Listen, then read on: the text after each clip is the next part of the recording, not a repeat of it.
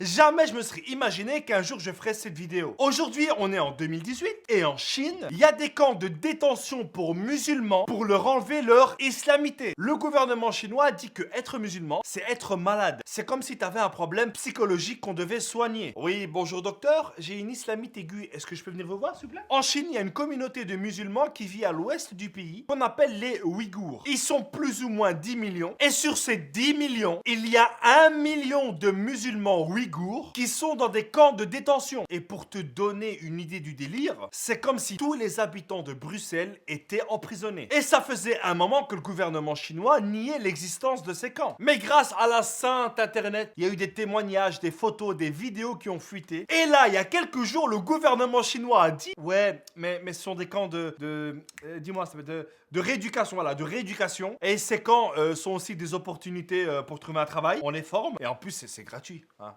Voilà. Et là, je sais qu'il y en a qui vont me dire: oui, mais Abdel, ils prennent certainement des personnes qui présentent des signes de radicalisation. Et ben même pas. C'est fait complètement par hasard. Ils vont dans cette région de la Chine, ils voient un mec et ils lui disent: hé toi, si je te dis Allah, tu dis quoi? Ou Akbar? Excellent. On le prend, on le prend. Le Human Rights Watch, je sais pas si je l'ai bien dit, a fait un rapport sur base des anciens détenus. Et ils ont fait une liste pour savoir sur quoi se basait le gouvernement chinois pour dire: cette personne est radicalisée, cette personne ne l'est pas. Et vous allez voir, c'est très marrant. Donc pour le gouvernement chinois, tu es radicalisé si tu bois pas d'alcool, si tu es jeune et que tu portes une barbe, si tu ne fumes pas, si tu utilises WhatsApp, si tu as plusieurs couteaux chez toi, et aussi si tu refuses qu'un fonctionnaire dorme dans ton lit. Parce que oui, je ne vous ai pas dit. D'après l'article de Libération, le gouvernement chinois a lancé une campagne qui s'appelle Visiter le peuple. Et le délire, c'est qu'il a envoyé 1 million de fonctionnaires dans les maisons de ces musulmans ouïghours pour dormir avec eux, manger avec eux, et en leur disant en gros que l'islam c'est un mauvais délire et qu'il serait temps de commencer à manger du porc. Le gouvernement a même ouvert dans cette région des bordels, des massages érotiques, et a même autorisé en vente libre la cocaïne et l'héroïne pour les lycéens. En 2017, une arrestation policière sur 5 en Chine, et là je te parle d'un pays de 1,3 milliards d'habitants. Eh bien 20% des arrestations policières se passent uniquement dans la région où vivent cette communauté musulmane. Et tous les responsables politiques qui sont pour la liberté, pour les droits de l'homme, ils sont où? Tu sais, ils sont là en mode: pardon, je ne vois rien, je vois rien. Ah, là il y a de l'argent. Là je vois, là j'arrive. Et ben vu que eux ne dénoncent pas ça, on va le faire nous-mêmes. Donc les amis, partagez cette vidéo, faites connaître cette atrocité à un maximum de monde, parce que ce qui se passe là, ce n'est pas une question de religion, ce n'est pas une question de communauté, mais c'est une question d'humanité. Ce sont des humains qui vivent des choses horribles. Et il y a de plus en plus d'humains qui vivent des choses horribles. Et donc à notre petite échelle, on pourrait au moins en parler. Merci à tous, c'était Abdel. N'oubliez pas de vous abonner partout. On se retrouve la semaine prochaine. Peace.